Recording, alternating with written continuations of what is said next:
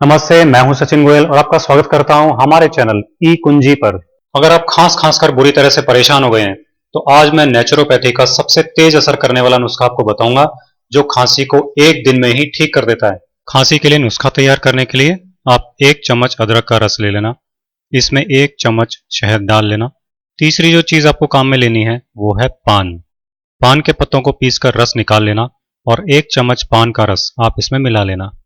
खांसी की रामबाण दवा बनकर तैयार हो जाएगी जो कि 1 बार की डोज है। अब इसको लेना कब और कैसे है ये मैं आपको बता देता हूं।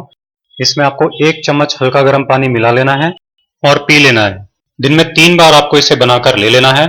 इसको पीने के आधे घंटे बाद तक आपको कुछ नहीं खाना पीना है।